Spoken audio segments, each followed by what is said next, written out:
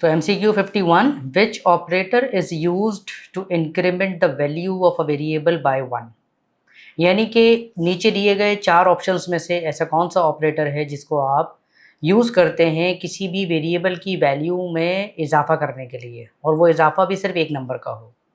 तो इसमें A option जो है वो है plus equal to, which is the arithmetic assignment operator.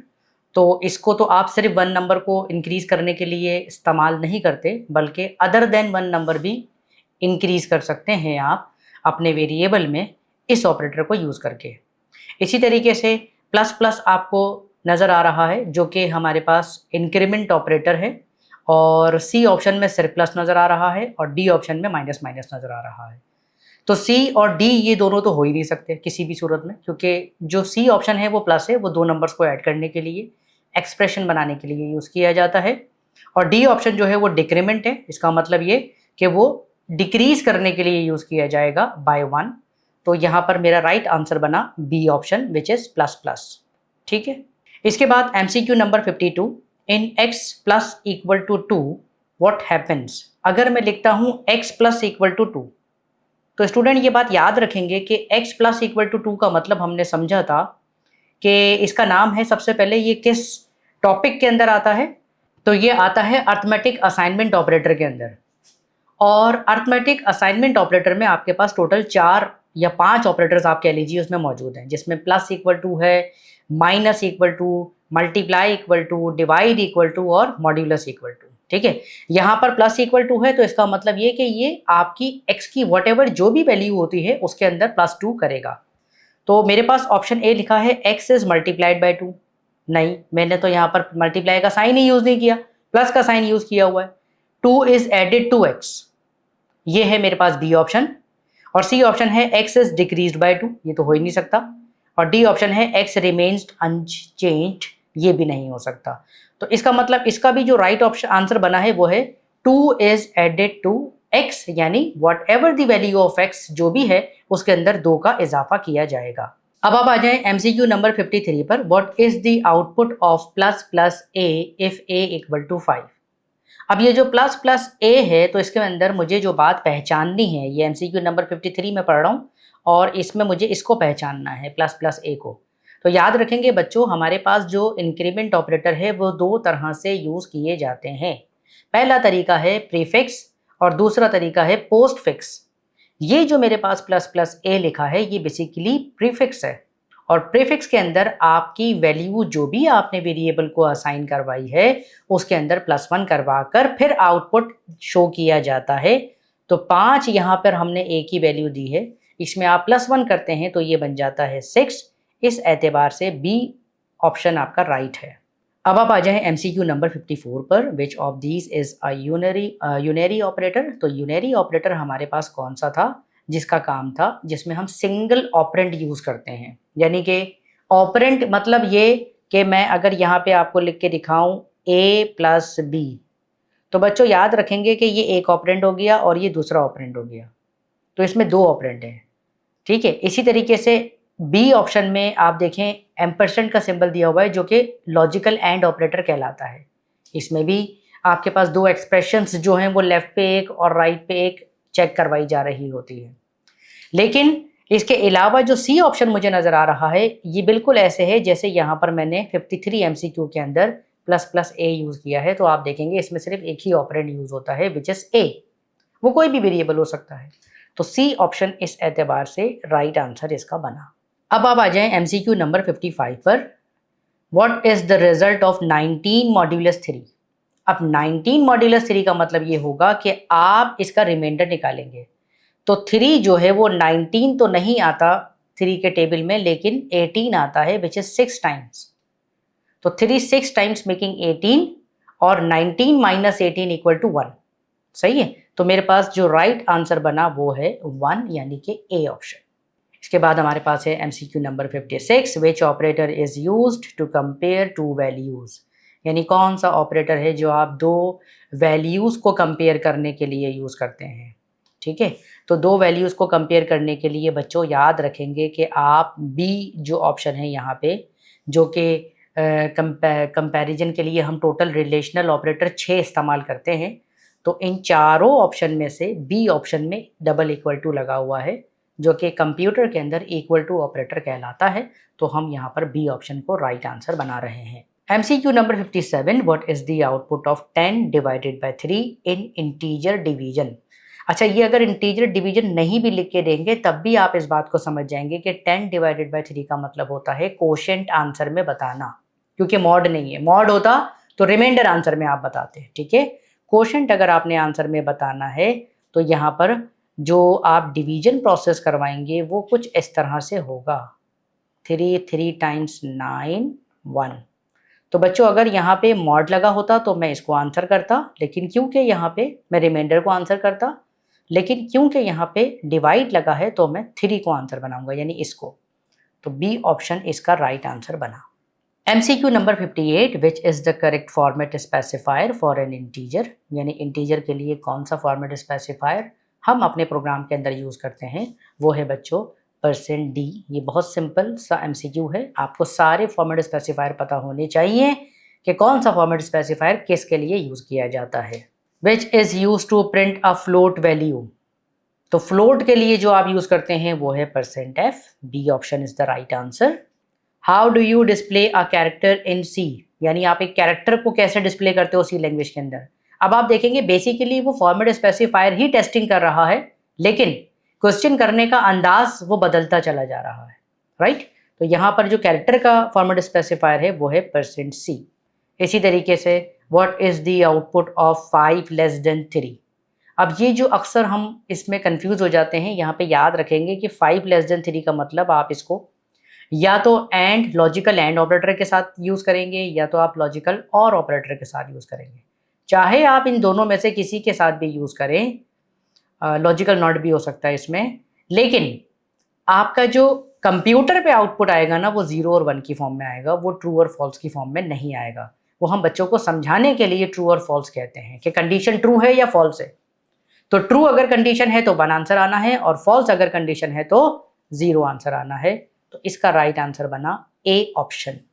अब आप आ जाए MCQ नंबर 62 पर, जिसमें हम कह रहे हैं what is the output of 6 not equal to 6, यानी अब आप इसको चेक कर रहे हैं 6 नॉट इक्वल टू 6, क्या 6 जो है वो 6 के बराबर नहीं है, तो कंडीशन फॉल्स हो गई। जब कंडीशन फॉल्स हो गई तो इसका राइट आंसर क्या बनेगा, 0, ठीक है, यानी कि बी ऑप्शन इसका करेक्ट आंसर बना।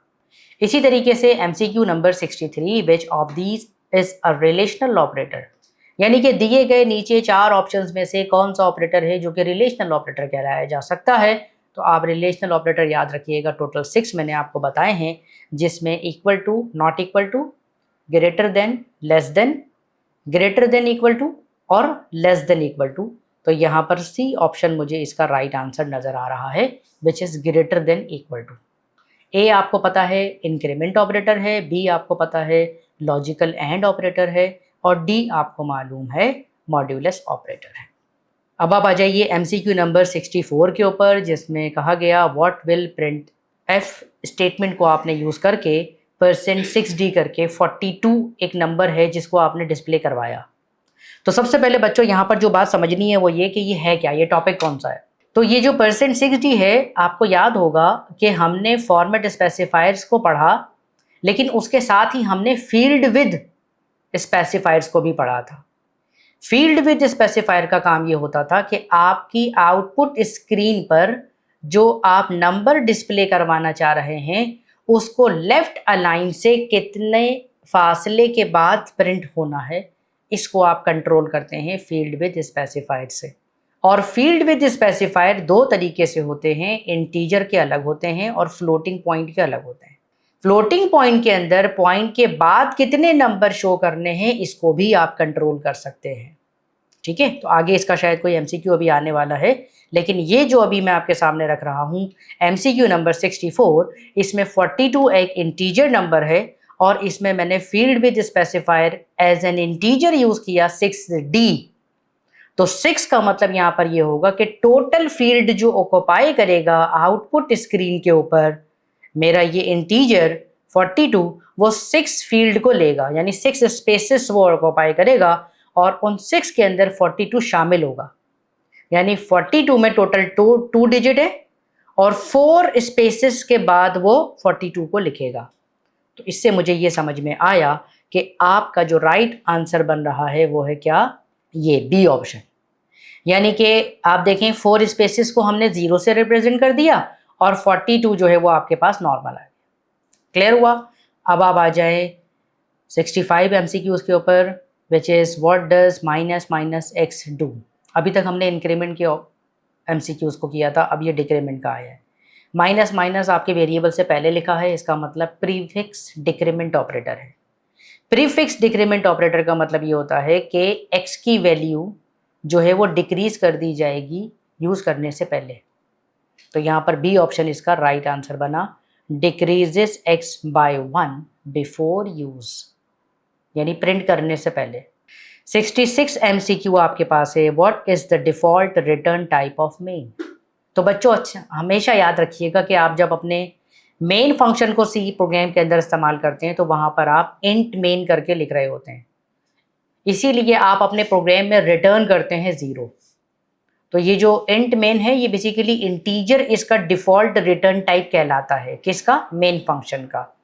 तो बी ऑप्शन इसका राइट आंसर बना। इसके बाद आप आ जाए 67 MCQs पर, which of the following is not a valid format specifier. यानी दिए गए 4 ऑप्शन में से कौन सा ऐसा है जो कि वैलिड फॉर्मेट स्पेसिफायर नहीं है। तो %d बिल्कुल है, LF बिल्कुल है, डबल फ्लोट के लिए जो हम यूज़ करते हैं। %b इसको हमने कभी नहीं देखा, %c कैरेक्टर के लिए हम यूज़ करते हैं। तो बेटा जो वैलिड नहीं है वो है सी ऑप्शन %b। अब आप आ जाएं 68 MCQs। What does printf 03d। अब 0 लिखें या ना लिखें, 3d भी अगर आप लिख देते हैं तो फिर 7 को आप प्रिंट करवा रहे हैं, तो आउटपुट आपके पास क्या आएगा वो आपको बताना है। तो 7 एक सिंगल डिजिट है, टोटल यहाँ पे मैंने दिया है फील्ड विथ 3 दिया है। तो 3 का मतलब ये हुआ कि 3 फील्ड्स को वो ऑक्यूपाई करेगा। 3 फील्ड्स मतलब 3 स्पेसेस, और उन 3 स्पेसेस में से जो आखिरी वाला होगा वहाँ पर 7 डिस्प्ले हो जाएगा। तो इसका मतलब शुरू में 2 स्पेसेस होंगे जो कि हम 0 से रिप्रेजेंट कर रहे हैं। तो यहाँ पर जो आपके पास आंसर बन रहा है बच्चों वो बन रहा है ए ऑप्शन 007। ठीक है, अब आप आ जाएं 69 MCQs पर, व्हाट विल printf। मैंने आपसे कहा था ना फील्ड विद स्पेसिफायर 2 तरीके से होते हैं, इंटीजर भी होता है और फ्लोटिंग पॉइंट भी होता है। तो अब ये 69 MCQ आपके पास फ्लोटिंग पॉइंट पे आया है।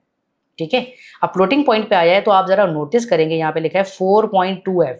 ये 4.2f का मतलब क्या है, इसको आप सिंपल 4 पॉइंट भी कह सकते हैं। तो 0.2 का मतलब यानी पॉइंट के बाद जो नंबर है वो ये कह रहा है कि आपको 2 इंटीजर वहां पे रिप्रेजेंट करने हैं। ठीक है, लेकिन जो नंबर मैं डिस्प्ले करने जा रहा हूं वो है 3.1, यानी पॉइंट के बाद सिर्फ उसमें एक ही नंबर है। ठीक है, तो पॉइंट के बाद अगर उसमें एक ही नंबर है तो आप उसमें 0 का इजाफा कर सकते हैं। ठीक है, तो अब ये वैल्यू बनेगी बच्चों कुछ ऐसे 3.10। अब 3.10 का मतलब होगा हर चीज के लिए एक स्पेस होगा, पॉइंट के लिए भी एक स्पेस है, 0 के लिए एक स्पेस, 1 के लिए एक स्पेस, पॉइंट के लिए एक स्पेस और 3 के लिए एक स्पेस। तो टोटल हो गए 4। ये देखें 4.2 का आपको समझ में आया, यानी जो पॉइंट से पहले वाला नंबर है वो टोटल फील्ड कितनी ऑक्यूपाई करनी है उसको डिसाइड करेगा, और पॉइंट के बाद वाला जो नंबर है वो ये डिसाइड करेगा कि मुझे पॉइंट के बाद कितने नंबर रिप्रेजेंट करने हैं। इत्तेफाक ऐसा है कि हमें जो नंबर प्रिंट करवाना है विच इज 3.1, यानी पॉइंट के बाद एक ही नंबर है, लेकिन क्वेश्चन कह रहा है कि पॉइंट के बाद 2 नंबर रिप्रेजेंट कीजिए। तो इसका मतलब ये कि आप वहां पे 1 के बाद 0 लगा सकते हैं। तो आपका जो राइट आंसर बना बच्चों वो है 3.10 which is the A option. इसके बाद आप आइए what will printf। Again field width specifier floating point के अकॉर्डिंग यहाँ पर आया है। अब यहाँ पे ज़रा बात समझाना ज़्यादा आसान होगी कि मैंने यहाँ पे कहा 2.1f। 2.1 का मतलब ये कि मैं टोटल फील्ड विद 2 देखना चाहता हूँ। अब आप ज़रा गौर करिएगा मैं क्या कर रहा हूँ यहाँ पे। देखें 0.1 का मतलब ये होगा कि पॉइंट के बाद सिर्फ एक ही नंबर दिखाना है। आपकी जो ओरिजिनल वैल्यू है वो है 3.14 तक लिख रहा हूँ मैं। क्यों लिख रहा हूँ ज़रा सुनिएगा, क्योंकि मुझे पॉइंट के बाद सिर्फ एक ही नंबर दिखाना है। तो यहाँ पर राउंड ऑफ वाला जो पार्ट होता है ना, जो छोटी क्लासेस में बच्चों को पढ़ाया जाता है कि भाई राउंड ऑफ कर दीजिए, ये वो चीज़ मैं यहाँ पे करने जा रहा हूँ। तो 1 डेसिमल प्लेस को अगर आप राउंड ऑफ करना चाहते हैं तो आपको सेकंड डेसिमल प्लेस को देखना होता है। सेकंड डेसिमल प्लेस वाली वैल्यू अगर 5 है या 5 से बड़ी है तो आप इस 1 में +1 कर देते हैं। किस 1 में? जो फर्स्ट डेसिमल प्लेस पे नंबर मौजूद है। यहां पर फर्स्ट डेसिमल प्लेस पे 1 मौजूद है। तो 4 क्योंकि सेकंड डेसिमल प्लेस क्योंकि 5 से छोटा है 4 है, तो इसका मतलब 1 में कोई चेंज नहीं आएगा, तो ये 1 एज इट इज आ गया। इसके बाद पॉइंट भी एज इट इज आ गया और उसके बाद ये 3 भी एज इट इज आ गया। अब बच्चे कहेंगे कि सर इसमें तो टोटल 3 फील्ड विद स्पेसिफायर हो गए, एक 3, एक पॉइंट और एक 1, लेकिन क्वेश्चन में तो कहा है 2.1। तो ये बात याद रखेंगे कि अगर टोटल फील्ड विद हमें 3.1 ही शो करवानी है तो हमारा जो कंपाइलर है वो यहां पर दिए गया जो 2 है उसको नजरअंदाज कर देगा, क्योंकि वो इससे ज्यादा कम कर नहीं सकता। ठीक है, इससे ज्यादा कम कर नहीं सकता वो, तो इसलिए वो इस 2 को नजरअंदाज कर देगा और 3.1 को वो रिप्रेजेंट करवा देगा। इसके एतबार से हमारा ए ऑप्शन राइट आंसर बना। ठीक है बच्चों, अब आप आ जाइए 71 एमसीक्यू के ऊपर। इन सी द एक्सक्लेमेशन मार्क और इक्वल टू ऑपरेटर मीन्स। याद रखेंगे कि इसका नाम क्या है।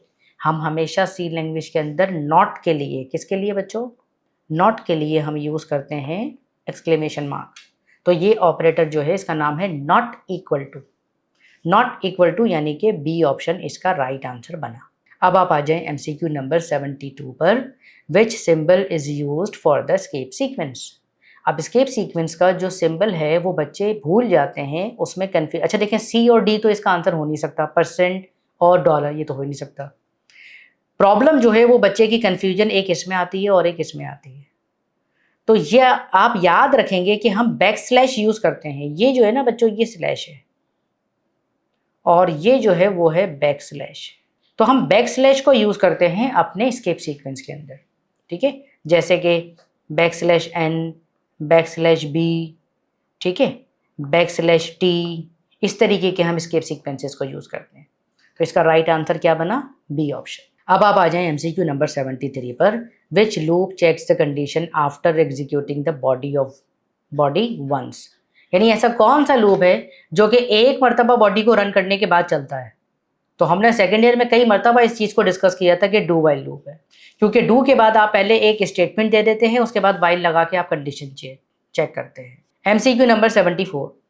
विच statement is use to repeat a set of statement. यानी ऐसी कौन सी स्टेटमेंट है जो कि सेट ऑफ स्टेटमेंट को रिपीट करवाती है। तो रिपीटेशन वाला पार्ट, आइटरेशन वाला पार्ट जो आप यूज करते हैं वो सिर्फ लूप में करते हैं, और यहाँ पर चारों ऑप्शन में आपको लूप सिर्फ एक ही नाम से नजर आ रहा है, which is 4 on the option C. ठीक है, MCQ number 75। In which loop is the counter usually initialized, tested and updated in the header. यानी फर्स्ट लाइन में कौन सा ऐसा लूप है जो कि काउंटर भी चला दे, जो कि इनिशियलाइज भी कर दे, जो कि टेस्ट भी कर दे। तो बच्चों आपको फॉर लूप का सिंटेक्स याद होना चाहिए, जिसमें हम फॉर के बाद पैरेंथेसिस के अंदर इनिशियलाइजेशन करते हैं, कंडीशन को टेस्ट करते हैं, फिर उसके बाद अपडेट करते हैं। अपडेट का मतलब इंक्रीमेंट या फिर डिक्रीमेंट ऑपरेटर हम यूज़ करते हैं। तो बच्चों ऐसा लूप है for loop. A option is the correct answer. 76। What type of statement is if else. यानी इफ एल्स जो है वो कौन सी स्टेटमेंट है। तो क्या वो लूप है? नहीं, लूप नहीं है। सी ऑप्शन, क्या वो फंक्शन है? बिल्कुल नहीं। ऑपरेटर? बिल्कुल नहीं। तो इसका मतलब वो ब्रांचिंग है। कैसे ब्रांच? कैसे है ब्रांच? ऐसे है कि अगर इफ की कंडीशन ट्रू होती है तो इफ की बॉडी रन करेगी, ठीक है, और अगर इफ की कंडीशन फॉल्स होती है तो फिर एल्स की बॉडी रन करेगी। यानी दो ब्रांचेस हैं, दोनों में से किसी एक को चलना है। तो इसका जो राइट आंसर बना वो है B option. 77। The while loop checks condition.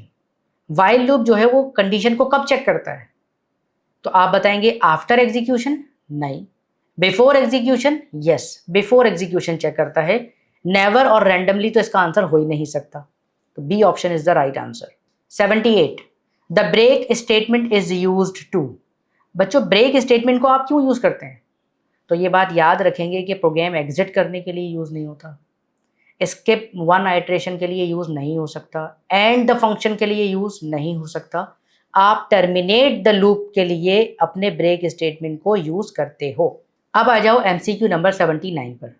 The continue statement continue statement का मतलब ये होता है कि कोई अगर अगली इंस्ट्रक्शन है उसको स्किप अगर आप करना चाह रहे हैं तो आप कंटिन्यू को यूज करते हैं। तो यहाँ पर जो इसका राइट ऑप्शन बन रहा है बच्चों, वो स्टॉप्स द लूप नहीं हो सकता, एंड्स द फंक्शन नहीं, रिटर्न्स अ वैल्यू बिल्कुल भी नहीं, हो ही नहीं सकता रिटर्न्स द वैल्यू, इसका कोई ताल्लुक ही नहीं है इस एमसीक्यू के साथ। तो इसका जो राइट आंसर बन रहा है वो है स्किप्स टू नेक्स्ट आइट्रेशन। जो भी नेक्स्ट आइट्रेशन होगी उसको स्किप करने के लिए आप कंटिन्यू स्टेटमेंट को यूज करते हैं। MCQ number 80, what does get C H do? Get C H जो है वो क्या काम कर सकता है सी लैंग्वेज में? तो गेट सी एच का काम बच्चों ये है कि आप एक कैरेक्टर लेते हैं जो कि इको नहीं होता, ठीक है ना। आप क्या कह रहे हो यहाँ पे देखो, ए ऑप्शन में takes input and echoes on screen, तो इको तो नहीं करता हमने कहा गेट सी एच, तो बी ऑप्शन पढ़ते हैं, टेक्स इनपुट विदाउट इकोइंग, बिल्कुल सही, विदाउट इकोइंग। इको का मतलब होता है डिस्प्ले, स्क्रीन पर डिस्प्ले करना। MCQ number 81, which function takes one character and display it on screen while taking input? ये उसके बिल्कुल ऑपोजिट है। ये मैंने जब आपको input function get char, get C H, get S वगैरह सारे पढ़ाए थे तब भी बताया था कि गेट सी एच और गेट सी एच ई में फ़र्क सिर्फ इतना है कि वो जो वहाँ पर गेट सी एच के साथ ई लगा है, this E stands for echo, और इको का मतलब होता है डिस्प्ले। तो गेट सी एच ई यानी कि सी ऑप्शन इसका राइट आंसर बना। MCQ number 82, which function pauses the screen and does not display the entered character? यानी कौन सा ऐसा फंक्शन है जो कि स्क्रीन को पॉज किए रखता है और आपका जो भी कैरेक्टर आपने एंटर किया है उसको पॉज करके रखता है, उसको डिस्प्ले नहीं करता है। तो बच्चों अभी हमने थोड़ी देर पहले डिस्कस किया वो है गेट सी एच। अब आप आ जाइए एमसीक्यू नंबर 83 पर, which function reads a single character and return it as an integer? अब एक इंटीजर का मतलब यहाँ पे समझने वाली बात है कि ये कौन सा इंटीजर रिप्रेजेंट करेगा। तो बच्चों ये आस्की कोड रिप्रेजेंट करने की बात हो रही है, और आप सब जानते हैं कि आस्की कोड क्या है, आपने फर्स्ट ईयर में पूरा टॉपिक पढ़ा हुआ है, ठीक है।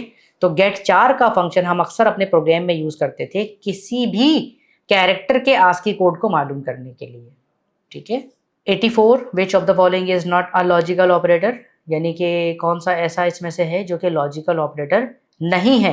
तो ए अगर आप देखेंगे तो लॉजिकल एंड है, बी अगर आप देखेंगे तो लॉजिकल और है, सी देखते हैं तो लॉजिकल नॉट है, तो D option double equal to लगा हुआ है, इसका मतलब ये लॉजिकल ऑपरेटर नहीं है। टोटल हमारे पास 3 ही लॉजिकल ऑपरेटर है। 85 MCQ, what is the result of 4 greater than 2 and operator 2 less than 3? अब हमें अपने उस कॉन्सेप्ट को रिवाइज करना पड़ेगा जो हमने एंड ऑपरेटर में पढ़ा। एंड ऑपरेटर में आपने पढ़ा 4 ग्रेटर देन 2, पहली कंडीशन टेस्ट हुई तो इसका आंसर आया 1, क्योंकि ट्रू है ना कंडीशन। 2 लेस देन 3, इसका आंसर आया 0, क्योंकि कंडीशन फॉल्स है। 2 जो है वो 3 से छोटा है, नहीं, हाँ ये भी ट्रू है। 2 लेस देन 3 कंडीशन ट्रू है, तो ये भी 1 हो गया। अब कंडीशन दोनों इंडिविजुअल पहले टेस्ट हो गए, 4 ग्रेटर देन 2 1, 2 लेस देन 3 1, तो 1 1 जा, यानी मैंने बताया था लॉजिकल एंड में आप मल्टीप्लाई करते हैं और लॉजिकल और में आप प्लस करते हैं। तो लॉजिकल एंड में जब आप मल्टीप्लाई कर रहे हैं तो 1 1 टाइम्स 1, यानी कि आपका राइट ऑप्शन बना ए, ठीक है, 1 आंसर है। 86 MCQ, which symbol is use to combine multiple condition? यानी मल्टीपल कंडीशन को कंबाइन करने के लिए आप कौन सा सिंबल यूज करते हैं? इसके लिए मैं आपको एमसीक्यू नंबर 85 दोबारा दिखा देता हूँ। मल्टीपल कंडीशन यानी एक से ज़्यादा कंडीशन, तो ये देखें, इसका मतलब ये हुआ कि 2 ही ऐसे ऑपरेटर हैं जिसमें हम मल्टीपल कंडीशन इस्तेमाल करते हैं। एक लॉजिकल एंड है जो कि आपके सामने 85 एमसीक्यू में नज़र आ रहा है, एक कंडीशन लेफ्ट पे है, एक कंडीशन राइट पे है। इसी तरीके से एक है लॉजिकल और, उसमें भी 2 कंडीशन लगती हैं, एक लेफ्ट पे और एक राइट पे। तो इसके अलावा तो कोई और नहीं है। अब आइए हम चेक करते हैं 86 को। लॉजिकल एंड मैंने बताया और लॉजिकल और, तो यहाँ पर बी ऑप्शन इस एतबार से राइट आंसर बना। अब आप आइए एमसीक्यू नंबर 87 पर। What is the output of int x equal to 10? अगर इंट एक्स की वैल्यू 10 दे रहे हैं तो प्रिंटएफ करने में एक्स की वैल्यू को प्रिंटएफ के साथ डिस्प्ले करने में हमें क्या रिजल्ट मिलेगा? तो बच्चों यहाँ पर चेक कर लो कि एक्स के बाद प्लस प्लस लगा हुआ है, इसका मतलब पोस्ट फिक्स है, तो वो पहले यूज़ कर लेगा, बाद में इंक्रीमेंट करेगा। अब जब वो पहले यूज़ कर रहा है तो इसका मतलब जो आपने इनिशियलाइज कराया है 10 वही डिस्प्ले हो जाएगा स्क्रीन के ऊपर, तो इसीलिए बी ऑप्शन राइट आंसर बना। MCQ number 88, what is the output of printf %d 5 equal to 5। अब इसका आउटपुट किस फॉर्म में आएगा? तो मैंने बताया था रिलेशनल ऑपरेटर तीनों जो हैं वो आपके 1 और 0 की फॉर्म के अंदर आंसर देते हैं। तो मुझे ये बताइए कि 5 इक्वल टू 5 कंडीशन ट्रू है या फॉल्स है? कंडीशन ट्रू है, तो इसका मतलब मेरे पास इसका आंसर बनेगा 1। अब आप आ जाएं 89 एमसीक्यू पर, what is the output of int a equal to 10 b equal to 20। यानी a की वैल्यू 10 है और b की वैल्यू 20 है, और यहाँ जाकर उन्होंने टेस्टिंग करवाई है, प्रिंटफ के जरिए से डायरेक्ट रिलेशनल ऑपरेटर को यूज़ कर लिया उसके पैरेंथेसिस में। तो मुझे बताएं कि क्या a और b बराबर हो सकते हैं जबकि a की वैल्यू 10 है और b की वैल्यू 20 है? बिल्कुल भी बराबर नहीं हो सकते। इसका मतलब कंडीशन क्या हो जाएगी? फॉल्स। तो जब कंडीशन फॉल्स हो जाएगी तो मेरा कंपाइलर मुझे आंसर में दिखाएगा 0, यानी B option is the right answer. MCQ number 90, what is the output of this one. This one मतलब मैंने प्रोग्राम्स की कुछ स्टेटमेंट्स ले ली, जिसमें पहली स्टेटमेंट मैंने ली इंट a इक्वल टू 2, ठीक है, a को 2 से इनिशियलाइज करवा दिया। दूसरा मैंने स्टेटमेंट यूज किया a मल्टीप्लाई इक्वल टू 2। बच्चों याद रखिएगा ये मल्टीप्लाई इक्वल टू, ये 2 इक्वल टू 3 क्या चीज है? आपने अर्थमेटिक असाइनमेंट ऑपरेटर 5 पढ़े, plus equal to, oh sorry हाँ, plus equal to, minus equal to, multiply equal to, ठीक है। तो अब यहाँ पर मल्टीप्लाई इक्वल टू है, यानी कि आपकी a की जो भी वैल्यू है उसको मल्टीप्लाई करवाया जा रहा है 3 के साथ। तो a की वैल्यू है 2, उसको मल्टीप्लाई करवाया जा रहा है 3 के साथ, तो 2 3 टाइम्स 6। तो प्रिंटफ करके जब हम स्टेटमेंट मांगेंगे अपने कंपाइलर से तो वो a की वैल्यू क्या देगा? तो आप बताएंगे 6 वो रिटर्न में मुझे देगा। ठीक है बच्चों, अब आ जाएं आप एमसीक्यू नंबर 91 पर, what is the output of. अब यहां पर भी आउटपुट पूछा जा रहा है और टोटल प्रोग्राम के 3 स्टेटमेंट यूज किए जा रहे हैं। a की वैल्यू आपने यहाँ पे 5 ली है और b के अंदर आप कह रहे हैं a प्लस प्लस। अब a को पहले आप असाइन कर देंगे ना b को, ये देखें ये a पहले लिखा है, प्लस प्लस बाद में लिखा है, तो हम कह रहे हैं a इक्वल टू 5, यानी 5 असाइन किया गया a को। फिर हम अगले में कह रहे हैं b इक्वल टू a, यानी a असाइन किया जा रहा है b को। तो अब यानी कि जो वैल्यू a की थी वही वैल्यू हमने b को दे दी। उसके बाद हमने प्रिंट स्टेटमेंट यूज कर ली। तो क्योंकि आपने a की वैल्यू b को तो दी है, लेकिन a के साथ आपने प्लस प्लस बाद में लगाया हुआ है, तो इसका मतलब आपने पोस्टफिक्स यूज किया है। तो पहले वैल्यू यूज कर ली जाएगी प्रिंट के लिए और बाद में उसमें इंक्रीमेंट किया जाएगा। तो जो वैल्यू आपने a को दी थी वही वैल्यू आपकी b की बनेगी, क्योंकि b आप यहाँ पे प्रिंट करवा रहे हैं, ये देखें स्टेटमेंट में b लिखा है। ठीक है बच्चों, तो a ऑप्शन इसका राइट आंसर बना। MCQ number 92, what is the output of this one. Output दोबारा से आपने बताना है। अब मैंने यहाँ पे सिलेक्शन स्टेटमेंट को यूज कर लिया है, विच इज इफ और एल्स। x की वैल्यू 1 है, ठीक है, x की value less than 1, condition true हो रही है फॉल्स हो रही है? जब ये कंडीशन चलती है बच्चों तो 2 आंसर आने के चांसेस होते हैं, या तो ट्रू आएगा या तो फॉल्स आएगा। तो यहाँ पर कंडीशन फॉल्स हो गई है, x की वैल्यू 1 से छोटी नहीं है, जबकि इनिशियलाइज हमने 1 किया हुआ है। ठीक है, तो इसका मतलब जो इफ की बॉडी है वो तो नहीं रन करने वाली, तो फिर कौन सी बॉडी रन करेगी? एल्स की बॉडी रन करेगी। एल्स में आपने नो प्रिंट किया, तो इसका राइट आंसर बना बी ऑप्शन, नो प्रिंट होगा स्क्रीन पर। अब आप आ जाएं एमसीक्यू नंबर 93 पर, व्हाट विल दिस प्रिंट। अब ये जो है वो क्या प्रिंट करवाएगा, इस चीज को चेक करना है। देखो बच्चों, आपने a की वैल्यू को 1 से इनिशियलाइज किया, ये मैंने फर्स्ट स्टेटमेंट पे राइट लगाया। फिर आपने a की वैल्यू को टेस्ट किया a लेस देन 3, और लूप आपने कौन सा लगाया है? वाइल। वो जो वाइल लूप है वो यहाँ पर ये कह रहा है कि a की वैल्यू 3 से छोटी जब तक होगी तब तक मैं इसको चलाऊंगा। ठीक है जी, अब आप इसमें चेक कर लो, पहले आप 1 लेस देन 3 रख के चेक करो, कंडीशन ट्रू हो रही है जी? ठीक है, कंडीशन ट्रू हो रही है। तो प्रिंट कर दिया उसने किसको? a को, तो ये 1 प्रिंट हो गया मेरे पास। ठीक है, ये स्टेटमेंट रन हुई, फिर नीचे आता है a की वैल्यू में एक नंबर ऐड कर देता है।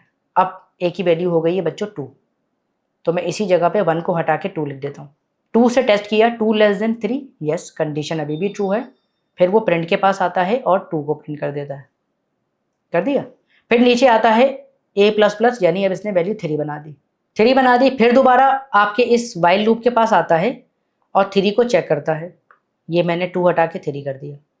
अब मेरी कंडीशन ट्रू नहीं है, क्योंकि 3 जो है वो 3 से छोटा नहीं है। अब कंडीशन क्या हो गई बच्चों? फॉल्स हो गई। तो फिर वो अब इसकी बॉडी में नहीं जाएगा, यानी प्रिंट भी नहीं करेगा, इंक्रीमेंट भी नहीं करेगा। तो टोटल मेरे पास 2 ही नंबर प्रिंट हुए, विच इज़ 1 और 2। तो बी ऑप्शन इसका राइट आंसर बना। ठीक है, अब आप आ जाएं MCQ नंबर 94 पर। What is the output of this one? Same MCQ है, सिर्फ एक चीज का चेंज आया है। यहां पर चेक करें, कंडीशन में मैंने I less than equal to लगा दिया। I less than equal to का मतलब अब 3 भी इंक्लूड हो जाएगा। इससे पहले जब 3 से टेस्ट करवाया था, ये देखें, तो यहां पर इक्वल टू नहीं था, यहां पर इक्वल टू नहीं था। अब यहां पर इक्वल टू लगा देंगे आप, तो फिर वो कंडीशन एक मरतबा और ट्रू हो जाएगी। जब कंडीशन एक मरतबा और ट्रू हो जाएगी तो 3 नंबर प्रिंट होंगे, 1, 2 और 3। तो ये काम जो मैंने यहाँ पे किया MCQ नंबर 93 में, यही काम आप करेंगे MCQ नंबर 94 में। तो 1, 2, 3 आप देख रहे हैं, ए ऑप्शन में आपको राइट आंसर नजर आ रहा है। ठीक है बच्चों, अब आ जाएं आप MCQ नंबर 95 पर। How many times will this loop run? यानी आप यहाँ पे बताएंगे कि ये लूप कितनी मरतबा चलेगा। आउटपुट नहीं बताना आपको कि क्या आएगा, कितनी मरतबा चलेगा वो बताना है।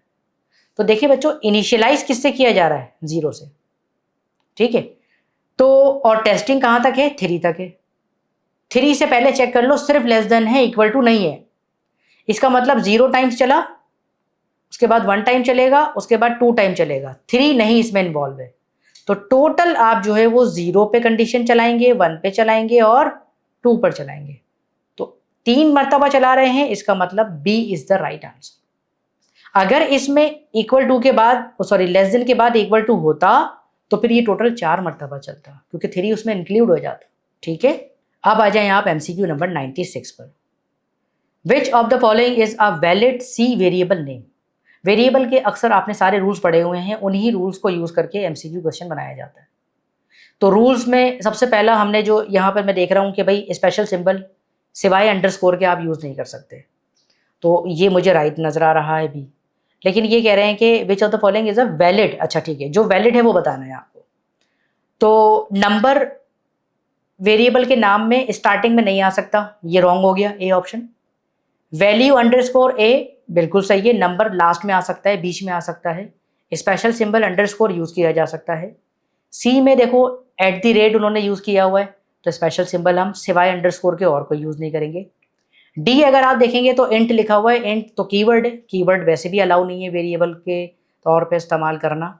तो बच्चों इस एतबार से आपका बी ऑप्शन राइट आंसर बना, वैल्यू अंडरस्कोर 2। ठीक है, MCQ number 97। What is the output of this one? अब इसका आउटपुट आपने बताना है। 0 से इनिशियलाइज किया आपने इसको, ठीक है, और I लेस देन 2 है। I की वैल्यू पहले 0 से टेस्ट होगी, 0 less than 2, yes condition true है, तो एक मरतबा आपका हाई प्रिंट होगा।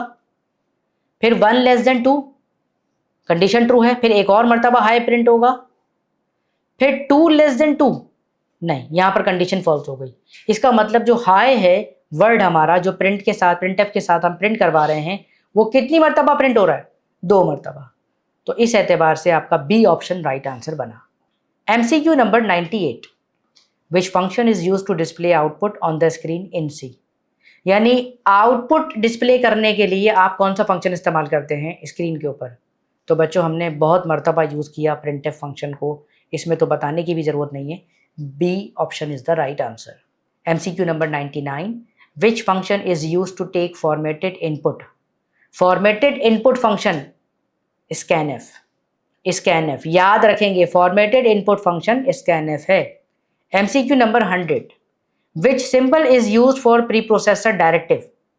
प्री प्रोसेसर डायरेक्टिव यानी वो जो आप अपने प्रोग्राम के अंदर लाइन लिखते हैं ना, सबसे पहले हैश इंक्लूड